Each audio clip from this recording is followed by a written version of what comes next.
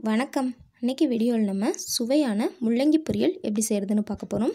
அதுக்கு முள்ளங்கியோட மேல் தோலை இந்த மாதிரி சீவிட்டு எடுத்துக்கலாங்க.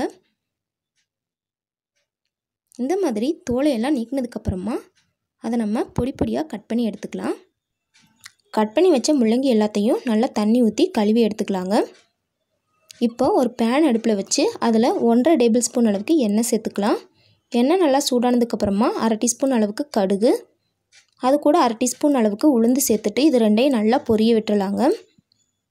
இதெல்லாம் நல்லா பொரிஞ்சதுக்கப்புறமா இது கூட நம்ம கட் பண்ணி வச்சுருக்க வெங்காயத்தை சேர்த்துக்கலாங்க. கூடவே ஒரு கொத்து கருவேப்பிலையும் சேர்த்துக்கலாம். சேர்த்துட்டு வெங்காயம் நல்லா கலர் சேஞ்ச் ஆகி வர்ற வரைக்கும் இதை நல்லா வதக்கி விட்டுக்கலாம்.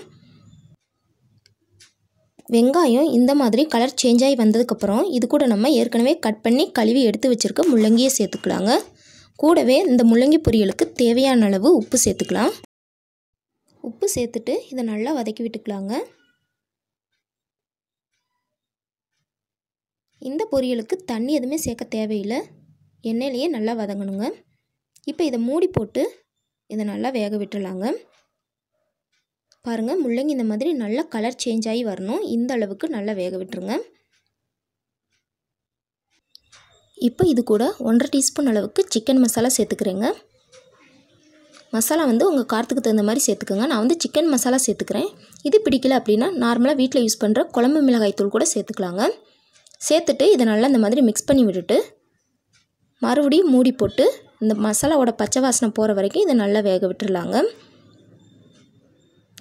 நல்லா லோ ஃப்ளேம்லேயே வேக விட்டுக்குங்க. இடையில எடுத்து இந்த மாதிரி லைட்டாக கிளறி விட்டு மூடி விட்டு வேக விட்டுக்குங்க.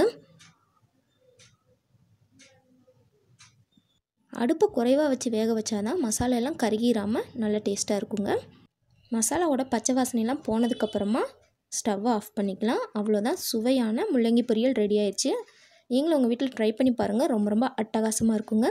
இந்த வீடியோ உங்களுக்கு பிடிச்சிருந்தால் லைக் பண்ணுங்கள், ஷேர் பண்ணுங்கள், மறக்காமல் நம்ம சேனலை சப்ஸ்கிரைப் பண்ணிக்கோங்க. தேங்க்ஸ் ஃபார் வாட்சிங்.